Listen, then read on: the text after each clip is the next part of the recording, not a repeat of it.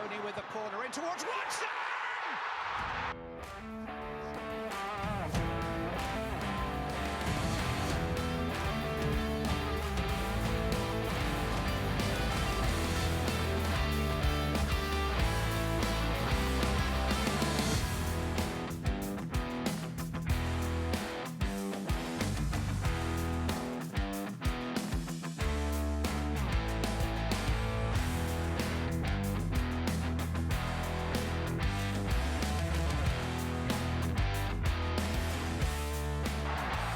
A new name on the old trophy, and that name is Wigan Athletic.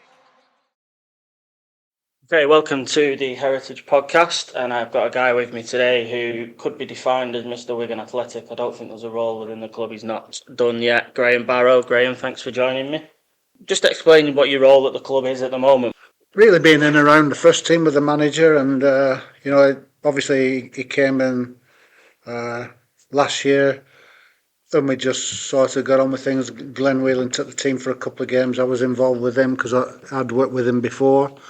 And then on the way back from the last league game, the gaffer asked me what I was doing this season, and I said, whatever you want me to do. He said, well, I just want you around me. I like what you give us, when we talk about the game and that, and most days now with the training and that. So it's the part I probably really enjoy the most, really, to be honest. After playing, it's second best, but being in and around the first team and being around the coaches is great at my time of life. You didn't actually want to go into coaching, did you, when you first took it on at Chester? No, I don't think I ever, like you see some people now. I did the badges, but I was still playing. Wasn't sure whether I was cut out for management, really. Obviously, it's just a different thing altogether. And unfortunately, it was when an ex-manager from here, Harry McNally, was the manager. And, when we went to the new stadium at Chester, he did have a poor time result-wise, and the inevitable happens, and I took over. But we still got relegated, and I was offered the job because the results had picked up, and I just needed the summer to think about it. And I went on holiday to Zante with the family, and I met a bloke who was in the Welsh Guards, and the first night he asked me what I did for a living. I said I didn't know whether I was going to take the job, the manager's job, and for about 7-10 nights, every night he gave me he was really enthusiastic Welsh lad, and you've got to do it. It's what you loved, and after a few nights, he convinced me that I should give it a go. Yeah, it's obviously you're still here. Yeah. Years later in the game, so it was the right decision. We'll go back to the very start. Born and raised in Chorley. How did you get into football? Just as a kid, like any kid, really, in the streets then, and on the front where we used to play, and used to go on to the local recreation ground, and every Sunday there'd always be a game, whether it was 7-a-side, it could be 12-a-side. People of all different ages played at school, and really I played in the town team. Played with a lad called Mickey Walsh, who finished up at Everton and Porto. We were both in the same team. He was a bit more pushier than me, like in what he wanted. Always sort of brought up, if you did a good job, like you'd get noticed, but you have to push yourself. He went training with everybody. He went training with Blackburn, Blackpool, Chorley, and I just sort of hung around with the lads and started playing like the amateur football, but quickly got into what was probably recognised as the best amateur team in Chorley, St Gregory's, and lads like Paul Mariner and Mickey Walsh were there. Paul moved on to Chorley, then I followed suit the year after. So that's when it really all kicked off, really. You ended up signing for Chorley and playing for your hometown club, including scoring a goal against Latics in the Junior Cup final. Yeah, well, I think it's a good 4 years. So I'd been to Blackburn for a trial, but in them days there wasn't the same money. I mean, I played well. coach said he'd give me good reports, but Chorley was where I really sort of settled into it in terms of the level. I'd watched Chorley play the likes of Wigan and Northwich and them over the years, and the level was really high. You know, it had that professional look about it. You know, everybody, there was some good players about, and I always remember the Chorley Wigan games. They were always a bit special because the crowd would be, you know, up there in the 3,000 to 4,000 for them, which was obviously quite a lot. So no, but it sort of culminated probably when I first came across the Wigan lads were John King and John Rogers, who I later played with. So I was taught a few lessons very early on in my teenage years.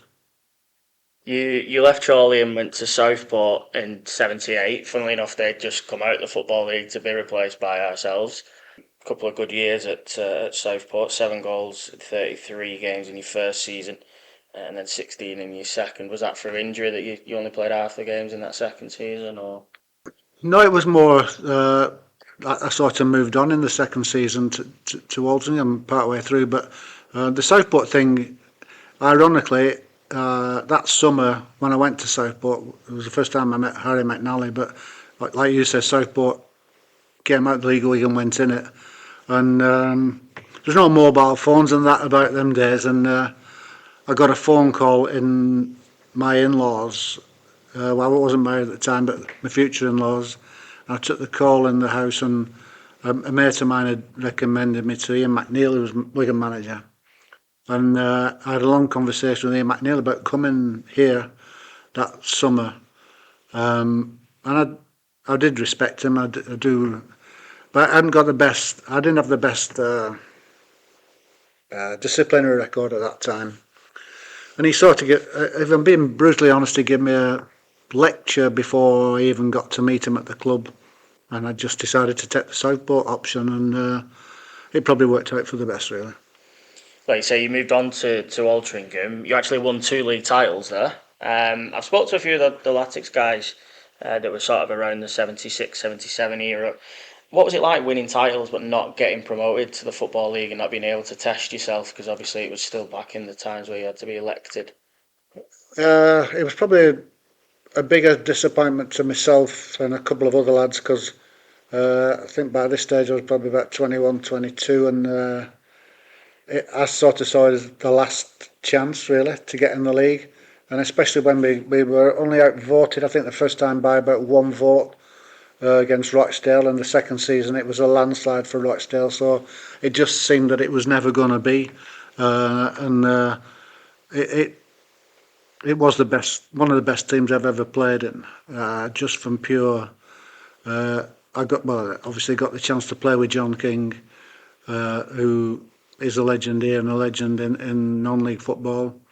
Never understand why he wasn't a league player, but like I said, the finances weren't there. They were better off, which I'll probably explain later. That you were better off playing part-time football then and working as to starting off in the league. So, but it was disappointing. I thought it was heartbreaking, really, to be honest, for me and another couple of lads, the Graham Heathcote in particular. But you just have to get on with it. Your chance did come, because in 81 you signed for Latics for a measly £10,000, which absolutely nothing in modern day football.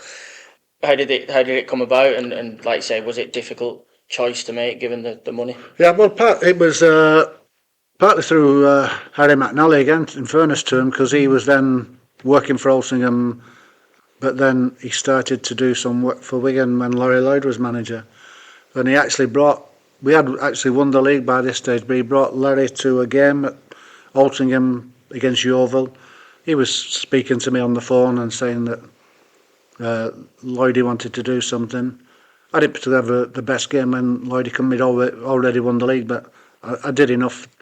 And it all started from almost that day onwards. The phone calls, the offer went into Altrincham, and right up to signing, because obviously I came to the club, and I can give you the figures. I was earning about £75 a week as a heating engineer, again £100 a week in my hand from Altrincham, and then games like we played Liverpool in the FA Cup, and in those years, John King got us £500 appearance when we played Liverpool at Anfield, and I just got married, and I think I bought a stereo, a television, a fridge, cooker, and that's how far the money would go. But then when I started speaking to Wigan, it wasn't that disappointing, but I was my first wage would have been about £140 a week, so I was going to have to take about £50 a week drop in my income. Obviously, like it was a good income, but in them days. But I went home, spoke to my wife. We hadn't been married that long, and finished her. She was working at the hospital. She's a radiographer. I don't think many women would have said this. She said, "Well, you've always wanted to do it. If it doesn't work out, you can always go back to non-league." And the rest is history. I signed, and it was, well, I was delighted, to be fair. But I had to just give it 2 weeks. The company I worked for, there was only 4 of us worked there, but I had to give like notice. It was like Friday, and I had to start Monday training. So they understood in the end. They weren't happy, but they did understand. How did you find the move from part-time player to full-time player? Tough at first, to be honest. I think I paid not immediately, but almost. We started the pre-season game, started quite well, but I think from only training twice a week in the evenings and playing Saturday, it was a different ball game. It was a bigger toll on your body than I thought, to train every day. So by the time the season started, I was a bit lagging. I'd sort of picked up a bit of a virus on holiday. So the first month or so was tough. I think we played Sheffield United at home, and then it all sort of turned around in an instant, really. We went down to Aldershot in the League Cup. I scored 2 goals, came away 2-2. I scored the winner in the second leg, and I just went on a goal scoring spree and enjoyed every minute. I'd really settled in with the lads. Were fantastic. The manager was brilliant, so I was really settled. I didn't want to give up at any stage, but it was tough at first, to be honest. It was tough. You played in 40 games that season in the league, so you must have settled into the side pretty well. I know you mentioned in a previous interview you were dropped for 1 game. Was it Stockport? You were on the bench against Stockport, and that kind of hit home that you needed to. Well, ironically, young Kevin Langley filled in for me because I had this. I'd suddenly got this lactose intolerance, which I'd never had in my life, but you don't know till you get the test. So I was sort of going out a bit weak, really, and I think they just had to get together with the medical people, and I saw the right doctors. But that game in particular, it probably helped me because I saw Kevin played well, to be fair, and I thought, I've only got 1 shot at this, and I've got to get my act together. And like I say, it turned around in 1 game, really. It was a great season for us, that one. We beat Chelsea in the League Cup and pushed Villa, who were the champions of England, and went on to win the European Cup that year. What do you remember from those League Cup ties? Well, I always say to people that they didn't rest anybody in them days. Aston Villa won the European Cup and won, like I said, won the league with that team. And so it was hell of a competition. The Chelsea game was fantastic. Young Mark Wignall scored a couple of great goals, but the Aston Villa game was close. I think we only got beat 2-1. Peter Horton had scored, and we had chances, and it was a fantastic atmosphere. It was It was one of the best nights of my football career, but just the result didn't match it, really. We got promoted that season, beating Mansfield. There's a clip which I'll bring up in a moment, and we'll listen to Larry Lloyd's sort of pre-match speech. What was Larry like as a manager? I've heard a few people say that he ruled by fear. Was that because he was a tough guy, or was that his aura and the fact that he was a 2-time European Cup winner, or was it a bit of both? Bit of both, but his aura, when you're in a room with, and people forget, when Bobby Charlton was a director, for instance, and so you got somebody like him watching you nearly every week, and you've got a manager who's won 2 European Cups. All I could say was he was fair. He was tough, but he was fair. And if he did the business, obviously he had I won't say, I sort of repaid his faith in me, and he appreciated that to the point of where when he did leave, we sort of became still friends, which is probably a bit unusual in football because he did come back to the club a couple of years ago, and you know that bond, that feeling was still there.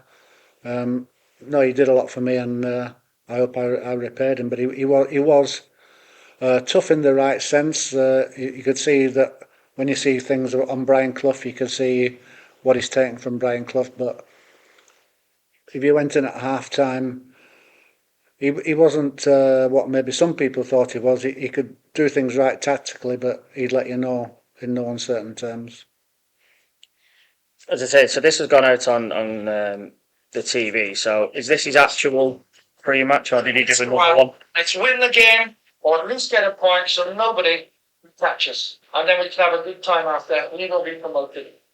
The champagne, no lads, I'll not say the champagne. The brown ale, we can't afford champagne. So let's go out and make sure that we're in the third division next year. Good luck. I'm guessing there was a different one when the cameras weren't in the changing room. Yeah, but that's. I mean, it could be as placid as that, but when it really came to the crunch, obviously that's before the game. But if at half time things aren't going your way, he certainly let you know. And probably if you look through the results, some of the second half performances when we were behind were outstanding, and you know he had an effect on us because he played quite a few games as well. So. Which takes some doing. I did that for a spell, and that's you're told to play and manage at the same time.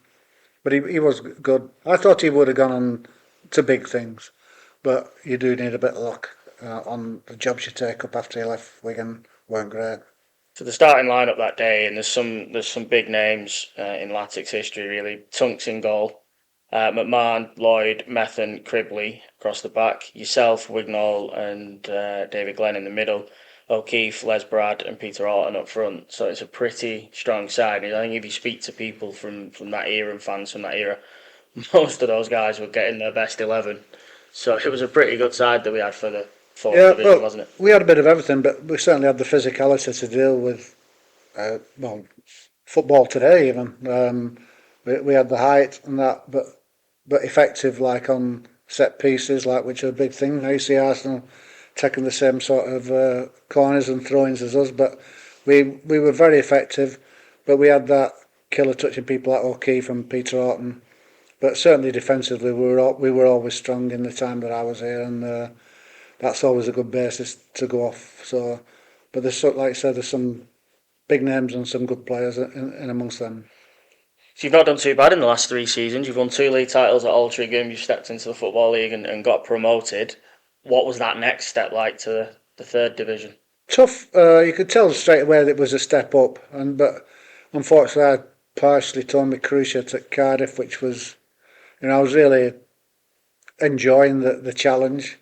We're a bit unlucky because I think the finances had changed at the club, where the gaffer had to let Mickey Quinn go free and a teenager proved to be a big mistake by the club. So we were no strong as a squad. You go up a league, you expect to strengthen it, and we certainly weren't any stronger. Only from lads coming through later on. We did struggle that season, finishing only a point above the drop, but we were sort of 4 or 5 places because of goal difference. Following season, 83-84, were a lot stronger. Following season, 84-85, Aaron McNally's been in and brought in several top players, including young Tony Kelly, who I think you took under your wing on the field a little bit, didn't you? Yeah. When you speak to Tony. 84-85, we obviously can't talk about that season without the Freight Rover. We'd already beaten Wrexham in the League Cup. I think we'd beaten them in the FA Cup as well, hadn't we? So when we got them in the Freight Rover first round, you must have been pretty confident that we could get through. 3-1 at home, beat them quite convincingly. We then beat Bury away. We win at home against Tranmere, and then we beat Lincoln. Then we've got Mansfield in the in the Northern final. What do you remember of the game there at Mansfield? Quite nerve-wracking, really. It's probably the most nervous I've felt before any game, because it was obviously the trophy had opened up a great opportunity to teams to get to Wembley, and that was, every player dreams of it, but realistically, to teams outside the top league and maybe the Championship now, what are the chances of getting to an FA Cup or a League Cup? So once this trophy started, it obviously became a realisation to us that, and that's how the game turned out to be, really tense affair. But the young players were probably the ones of all of us who were head and shoulders, really. Tony himself and people like that were really dealt with the pressure better than maybe some of the older ones. The game ends up going to penalties. Tunksy makes a couple of good saves, and he's kind of the hero in the shootout. We get to Wembley. We'd had a couple of good cup runs that season anyway. We'd gone to Chelsea in the FA Cup and got a draw at Stamford Bridge. Yeah. Ian McNeil was in charge then of Chelsea.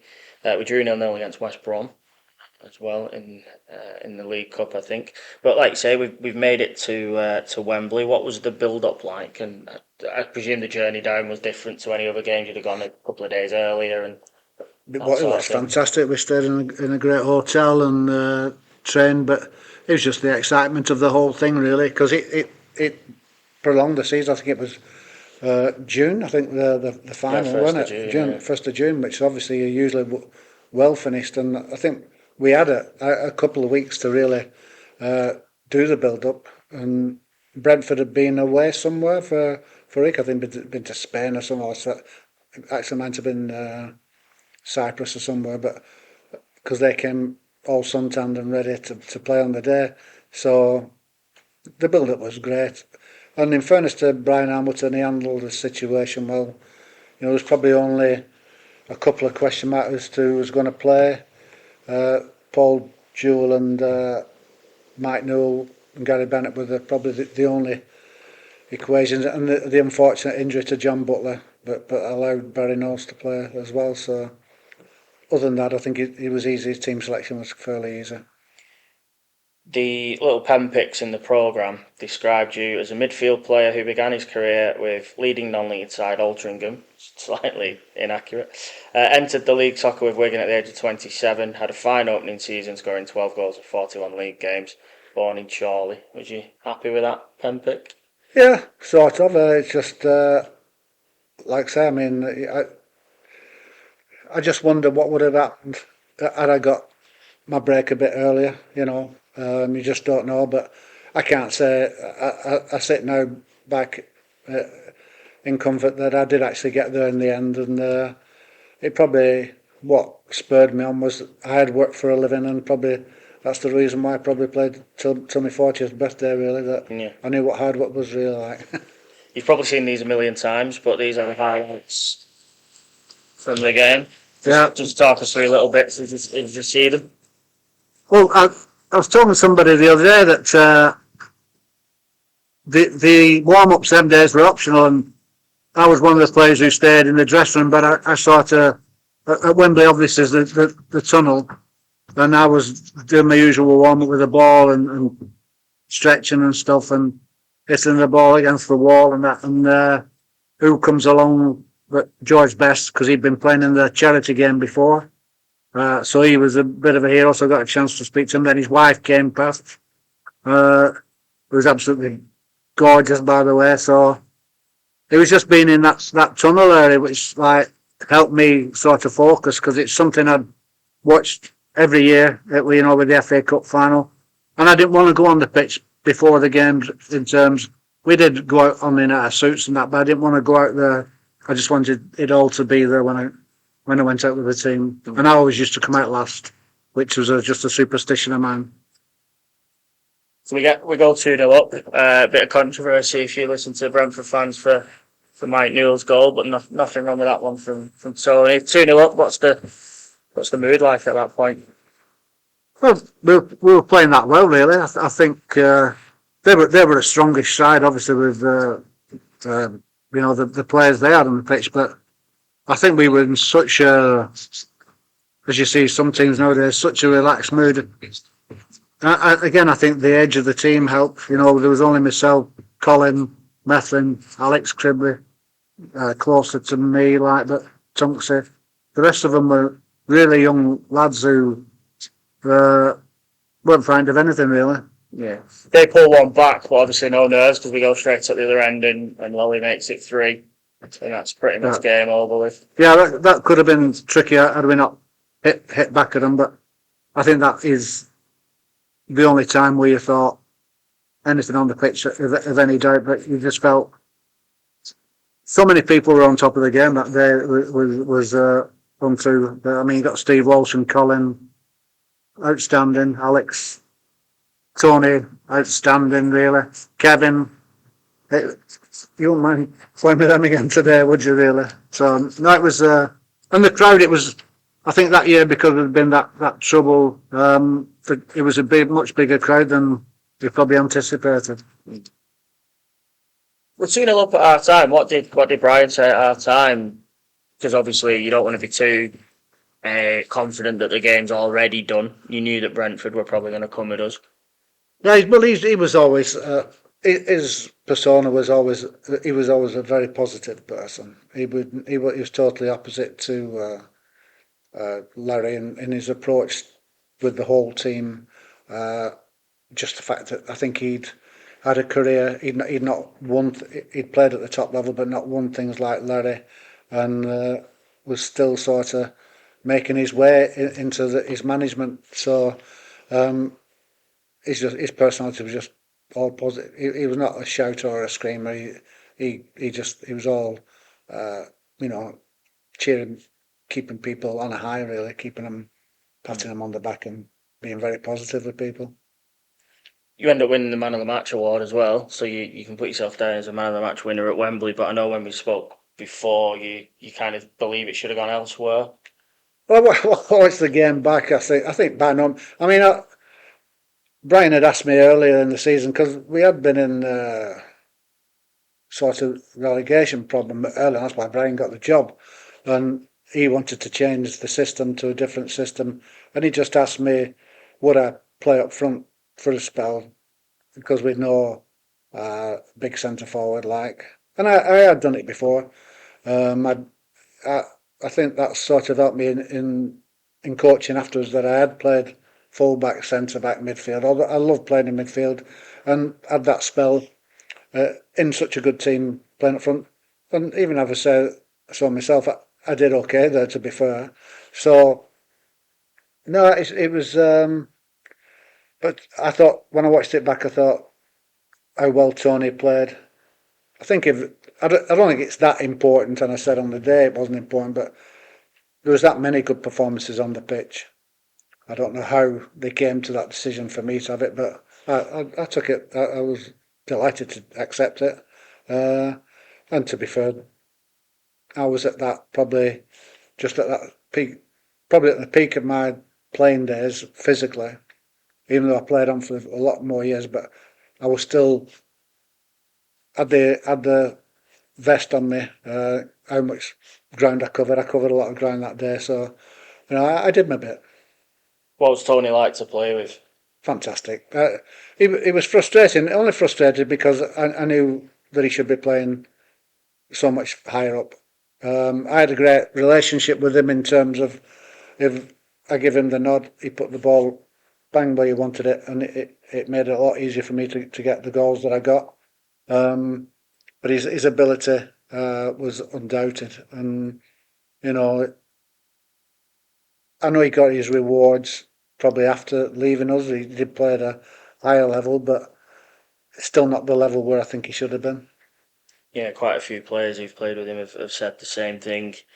Following season, 85-86, we end up finishing 4th, just missing promotion by a point. But it was actually your final season for the club. You did score in your last game. How did you end up leaving the club? God's honest truth. I didn't want to leave. I just had a disappointing meeting with. It was strange, really. Coming back from training one day, Brian Hamilton asked me to jump in his car. Got in his car. He pulled up at the Springfield Park on the car park. About to get out, he said he wanted me to stay, which was obviously the news I wanted to hear. I thought I'd earned that, but the negotiations were, it was just nothing. All I can say it was, and I'm not motivated by money in any shape or form, but it was an insult, and it was at the time when clubs could basically come and get you. Obviously, they had to go to tribunals and that, but I had three or four of our Lancashire rivals all wanted to sign me, and obviously Harry McNally, the previous manager, had wanted to sign me, but I wanted to stay. To the point, Brian left, went to Leicester in mid me still, and I got called to the stadium, and I was thinking, oh, this is all right. Matthias took over. We're going to come to some agreement. So I went to the stadium. The chairman, Bill Kenyon at the time, was there, and went up to the boardroom. Ray told me how much he wanted me to stay, the plans, where I was going to play, and how I would be used. And then nothing changed again on the financial situation. But like at my time of life, when there's something better on the table for your family, I had to give it serious consideration. So that's what happened. Yeah, I don't think many would blame you for that. Like you say, you've got to think what's best for you and your family. You did play 211 games for the club, scoring 44 goals. Wembley aside, what were your best times playing for the club? Luckily, I feel I played in two good teams. Obviously, there's Larry's team, which was a bit more experienced, with Les Brad and Larry himself and Colin Methvin and Alex Cribley. Eamon O'Keefe, like you said, joined us. But we were in that sort of mood that season where we were almost fearless. I think we only lost 1-0 over at Sheffield United. You could see us beating, like I said, we gave Aston Villa a hell of a game. So that was a fantastic team. But I was delighted to be a part of that young team and how well them young players came through. And every one of them to this day, I've got a great relationship with them, but there's so many of them. Aspinall, Lowe, Walshy, Kevin Langley, Paul Jewell himself. To the extent, there's like, after things, Paul Jewell asked me to come back here with him when he was manager. So all of them, this past players thing has been a good thing, but that group in particular have always sort of stayed in touch. It's a shame, like you say, that side didn't sort of stay together and take the next step. But I suppose, similar to the club we are today, the best players get picked off by the bigger clubs, don't they? And that sort of happened, didn't it, with Everton and Bolton picking off. I just thought it was a bit too easy. I think anybody who came with over 100,000 got a good player, because they all went on and did really well. I do understand what you're saying, that you wouldn't deny them that either, but that should have been to help to build a team again. But like David Pleat said, we were the best team outside the top flight, and I don't think he was wrong. I think it was just, one way or another, if you just sold a couple or whatever and then built on it and signed players, you probably would have been higher up sooner. But I understand it's a game that's run by finances as well as football ability. So, but it was the end of an era, really. You moved to Chester, where you played 248 games, some of those being as player manager, which you touched on before, how the role came about. Just go back over it again. So you're playing at Chester, struggling in the league, and you were asked to sort of take the reins as player manager till the end of the season. Yeah, well, I'll be completely honest. Obviously, Bolton, Blackpool, Bury, Martin Dobson, all came to my house. A couple of others. And Sunderland were muted because they were in the League One then. And really it was the pull. Harry McNally came round to see me and talked about me getting onto the coaching ladder, and like the title would be player assistant manager. So it was sort of, and there's a few lads there who'd been here. Gary Bennett was there, David Glenn. So there was an attraction to go, and I hadn't really given, even though started me doing my badges, I'd done my full badge and that. It wasn't an easy decision to turn Wigan down or some of the other clubs, but it seemed the most comfortable, and I just took it. I almost regretted it early on, but it turned out to be the best move for myself. Yeah. You had some good times there as a player? Yeah, yeah. We did get going the second season. Harry was quite good at spotting people. We took Mike Stowell on loan from Everton, goalkeeper, and we got into the playoff area with with him in goal because he kept that many clean sheets. He always gives a chance to win. So no, there was good times, and obviously we moved. It was exciting, but then obviously they were building a new stadium, so it was. I didn't think I'd be that long because I just thought I went. You're in your 30s. And every pre-season would start after I'd been in there a couple of years.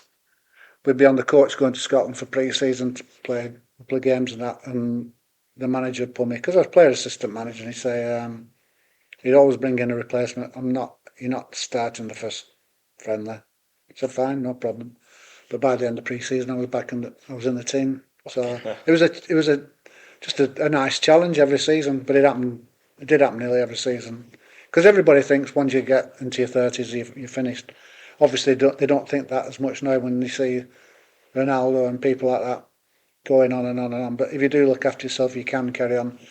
And age is just a number. But I had that thing of I don't want to go back to putting radiators on the wall. I wanted to carry on training every day, and I looked after myself. And the missus would tell you, even on holidays, I would be, still training. So you had to just sort of. There was no sports science then. You just had to sort of not train as hard for longer, but just make sure you keep ticking over. Reputation as a player, as a sort of hard man, would you accept that? Is that what you tried to be, or? No, I didn't try to be that. I think it just there's probably some of the early bits I would be probably a touch embarrassed with. I went to Southport. I think I was suspended for 6 weeks because of my record the previous year. Once I started, it didn't. In the football league, I think I only got sent off once in a stupid game at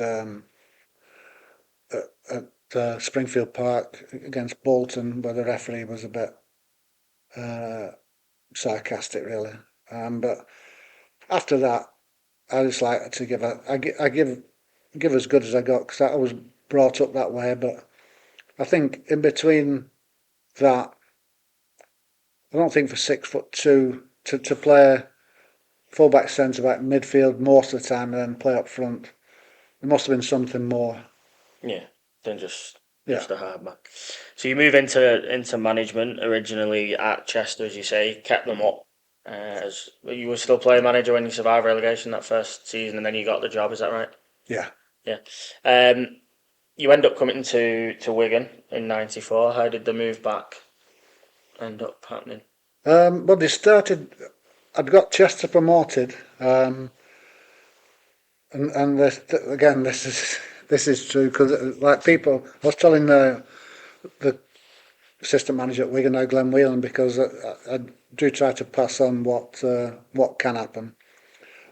Chester had been bought out by Morrison's development company, and they were a big company from Scotland, but the new stadium was an experiment for them to see whether they could branch out into football. And in fairness, they put a bit of money into the club to get some players, but they had a ceiling which every club has. I get that, but we went top of the league in February. And I was asked by the acting chairman or chief exec, could I miss out on promotion, like on purpose? Okay. And I said, you just made me more determined to get promoted, and left. But after that, then we won promotion with 2 games to go. Missed out on top spot, became second because we lost the last 2 games. But I knew that was the end because of the conversation. So, which was sad really, because we'd worked so hard to do that. And I had a lad called Alan Oakes with me, and Joe Hennigan, ex-Wigan player. And you just knew that, whilst it was great to have the success, I just knew that it was the end. So there was only some hope that somebody might buy the club, but nobody bought it that summer. So he'd had to. Sometimes I sort of have a matter of principle, but I had to do it really because there just was not going to be an investment in the club. So unfortunately, that's what happened. And so I was really just unemployed for the start of the season. So and then Wigan did get off to a poor start. I was offered a couple of things like to go as Lincoln with Sam Ellis, but still playing. But I'd really given up on playing then. Once I got onto the management side, he wanted me to go as a player coach over to Lincoln, and I was due to play against Derby County in a friendly in the pre-season, and I just thought, I don't want to do it. I wanted to stay. I'd turned 40. I just wanted to stick to the management or nothing really. Seems strange hearing that story there about Chester. Now in modern football, it seems to be clubs are spending too much money in the hope of getting promoted rather than not wanting to get promoted to save money. So, and obviously, if you'd done that and it would have been found out, that's your career in football finished, isn't it? Yeah. You'd have gone down as match fixing and Yeah. things like that. Yeah. Yeah, seems mad story. So you're back at Wigan as manager. What sort of manager would you have described yourself as? Because you'd played under some pretty decent managers in your time. You said before about Larry taking pieces from Clough. Do you take little bits from each manager you played under, do you think? I think so, yeah. But mainly, I had the good fortune when I was at Chester that a bloke called Alan Oakes was on the coaching staff. He was doing the kids. He'd been at Port Vale with John Rudge, but more important than that, he'd played. I think he played a record number of league games for Manchester City. He'd been in the England '66 squad, but didn't play. And he was like an encyclopedia of everything that's good about football. He took a major bit of the training because I was still playing, but we had great conversations. I loved everything that he did. He was hard but fair. He had a sense of humour with it, and I would say I took most of it from him, really. I did bring him to Wigan, but he wasn't at that time interested in full-time employment, which obviously by the time Dave Whelan bought it, that was no good to Dave Whelan. So that's when Alan left. But I have a lot to thank him for, and he was one of the best people I've ever met in football. But not just because he is a decent person, but outstanding coach and obviously been a player. But we never had. We got sports science, and I'm talking about a bloke. Because Man City had always been with Malcolm Allison, always been ahead of the time, and we never had a muscle injury, and people would never believe that in the season we got promoted, and we were fit as fiddles, but we could play a bit like. Difficult time for Wigan, the sort of early 90s. There's not a lot of money lying around. Crowds were poor. Springfield Park was getting older and more dilapidated by the year. So it must have been tough. I did see some programme notes from yourself where you talked about some of the letters you'd been receiving from fans that were not very complimentary, and you actually put in the programme notes that your office door was always open for anyone who wanted to come and have a chat with you. Did anyone ever take you up on that? I think one bloke came in. The problem was obviously that like you said, there wasn't much money about. But when I came in, they were bottom of the league with no points. Can't remember. It couldn't have been that many games. Probably about 8 games, because what they had managed to do, they managed to beat Crewe in the League Cup, and the draw was Ron Atkinson's Aston Villa. So I came in for the Hereford game, won that game, but the next game was Aston Villa. Drew or won the next game, but then it was two-legged. The next game was Aston Villa. Yeah. Like 8-1, a strong Aston Villa side. So that stopped like the early momentum, but then they did allow us to bring a few players, and we got some momentum, and we got up beyond halfway by the end of February. So that was pretty remarkable, from having no points at all. In danger of going out of the Football League. I think that's what people forget. Yeah, I mean, in danger of going out of business. Yeah. You know, let's be honest, it was that bad. Mr. Whelan comes in, picture of him on the wall there where we're recording, holding the FA Cup. He came in, he said Premier League in 10 years, new stadium, everybody laughed at him. What was it like when he came in with all his big plans? It was refreshing, but it was tough, because he was a man in a hurry, wasn't he? He was like, you know, it's like astonishing to be around because of what. And I thought the positive was that he was a football person. So it turned out to be positive for the club in the end. But fairness, he came in, mutual respect, to give me a new contract, but he just wanted it all yesterday, and that was tough. But like, I still go off the fact that pretty much the team that I had put together got to the playoffs under John Dean, probably with maybe 1 or 2 additions. And I still look back now. I know I'm jumping ahead here, but coming back, the one person that Dave always looked for when he came to training ground was me. So he was delighted when I came back.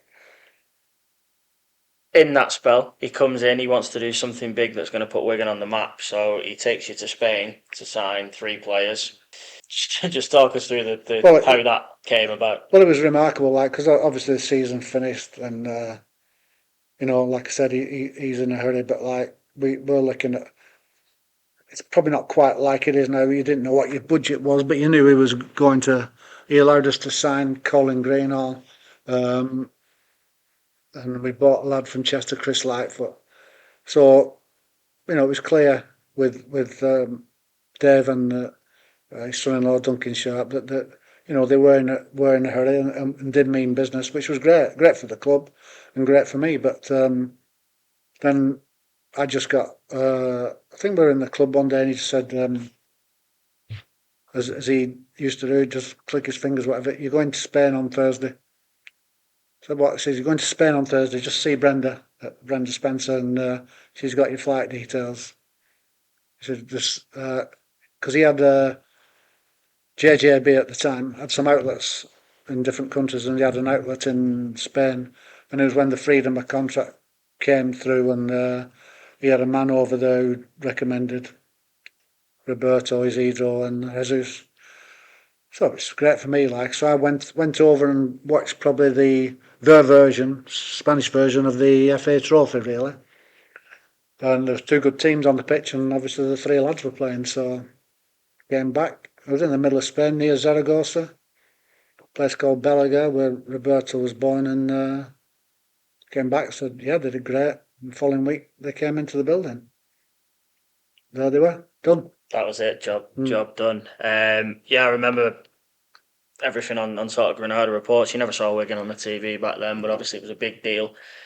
And again, it seems daft now. And when I've spoke to Roberto, he was the first Spanish player to score in the FA Cup, which seems, when you consider the amount of overseas players in England now, that he was the first to do that. Unfortunately, your time at Wigan came to an end. He let you go. But of course, that's not the end of the journey, albeit he was away for some time. Roberto gets the manager's job in 2009 and brings you back to the club. Was there any hesitation? Was there any, because I know it hurt when you were sacked, was there any hesitation about wanting to come back and work for the club? No, because like I said before, I mean, Paul Jules rang me because Paul's earliest, he'd admit himself, he'd just got beat FA Cup, Canvey Island, wasn't going that well. When he phoned me up and asked me would I come in as one of his first team coaches, I was working at Bury with Andy Priest. I said, yeah, I would, yeah. I said, and there was never any ill feeling with Dave, but I had meetings with him, obviously when he sacked me and that, and it was all amicable, and he didn't wish me any harm. And because I do know jobs I had afterwards, he'd give me a fantastic reference. So, but like the timing didn't seem right. It seemed a bit early. Personally, I was prepared to come, but I just said to Paul, "Have you spoke to the chairman about it?"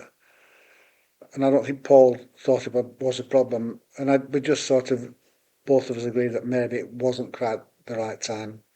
So it was a disappointing outcome, but it probably was right at that moment in time because, I then had the pleasure of having nearly a season out of coach and management and doing the live, because I was here when they actually got promoted to the Premiership.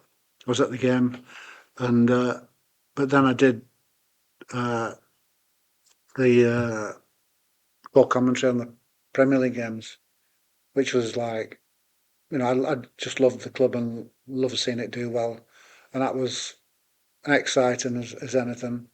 Being amongst the top press people at the best grounds in the country, and you're on away to Man City and Wigan winning. It was like brilliant, and because of my relationship with Paul, it became obviously a bit special, like, and I knew him that well. We used to room together. I could sort of sometimes second guess what he was going to do, but he did remarkably well, and there should be a statue of him, to be quite honest. I think he did that good of a job, and it will never ever be forgotten. But it was a great time.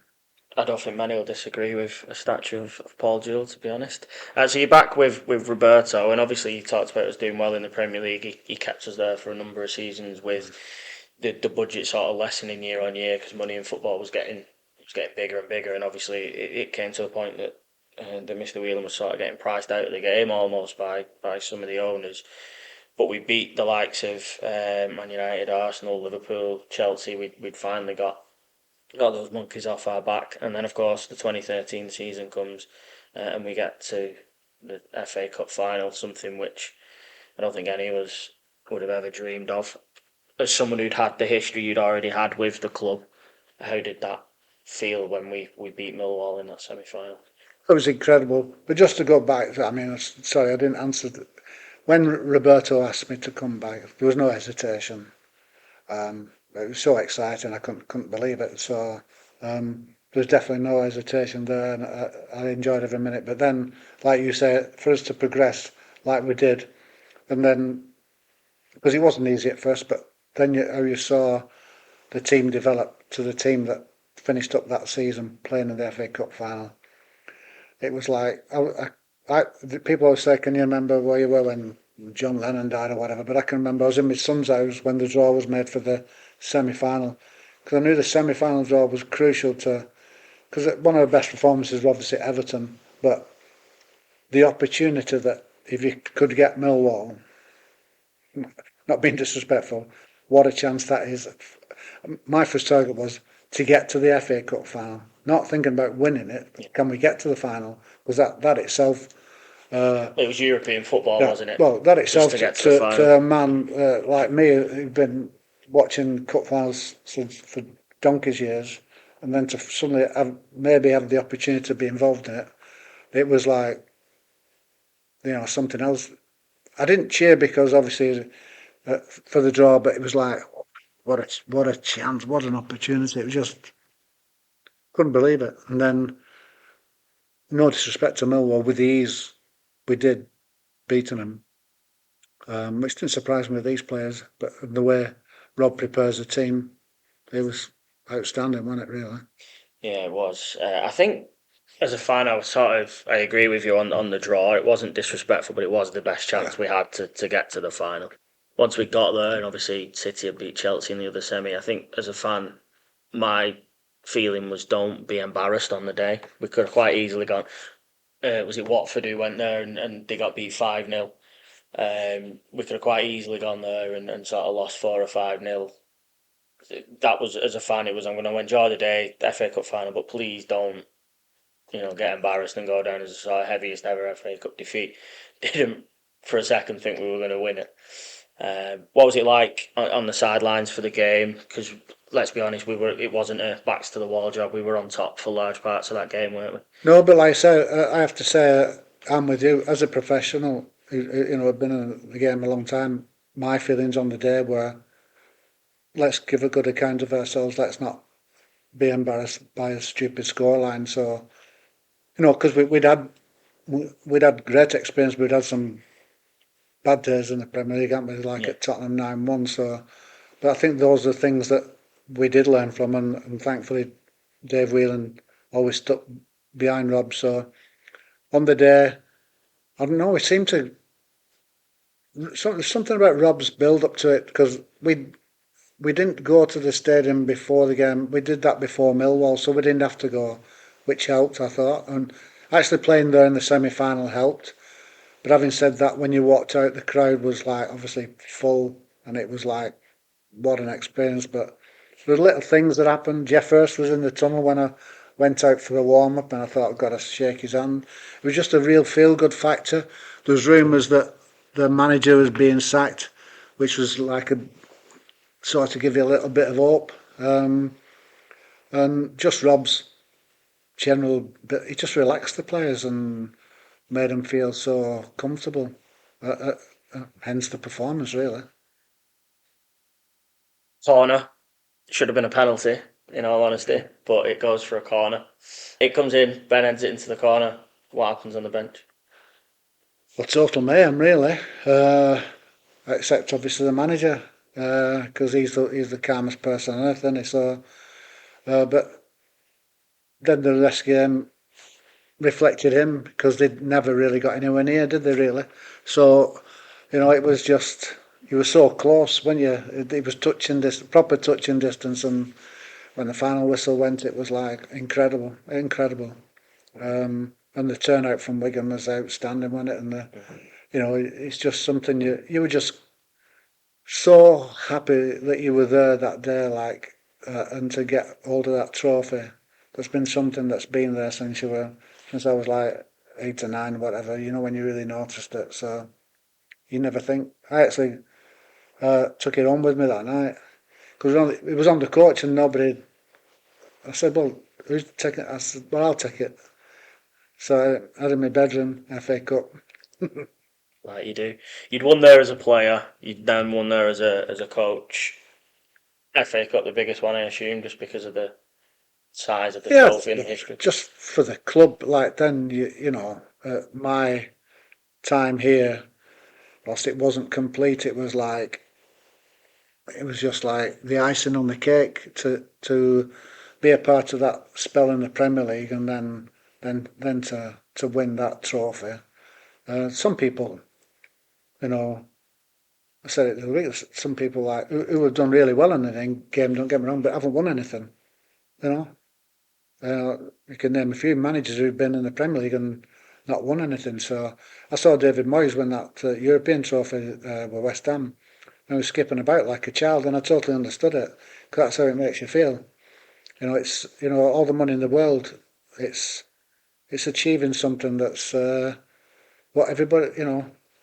You walk into a bar and there's another 20 blokes would love to do where you've been where you've been.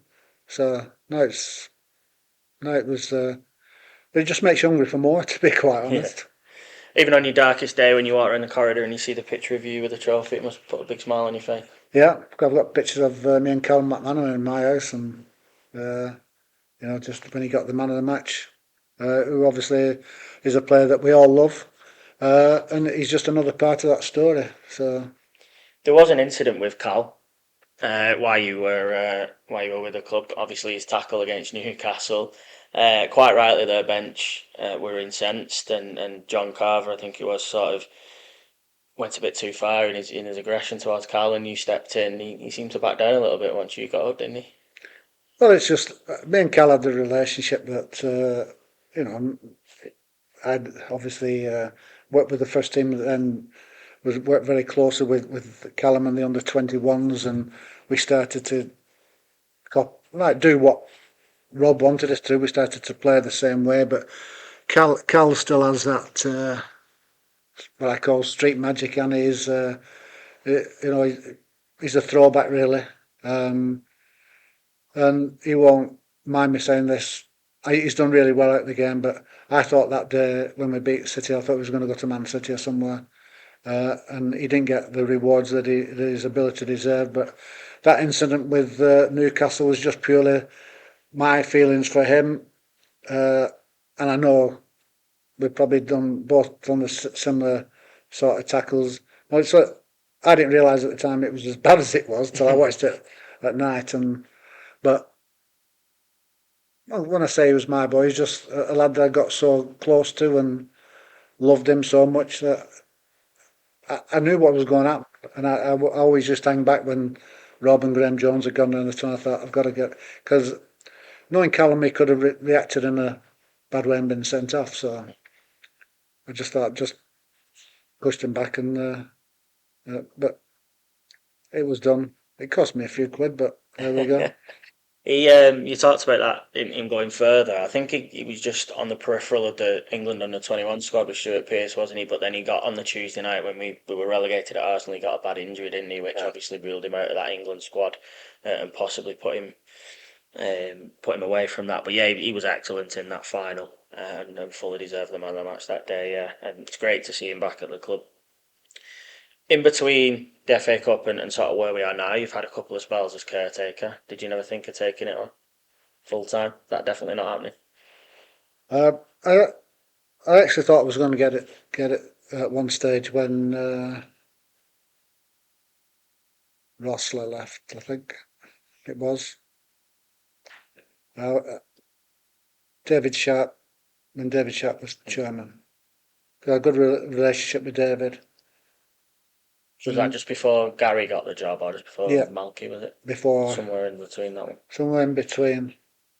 We got a few results, like Nick Powell scored hat-trick in a game, but like I'd sort of took the team, and I'd had a good relationship with Sharpie, like, who's a lovely bloke, like, and he'd sort of muted that I might get it. It was when Cookie got it.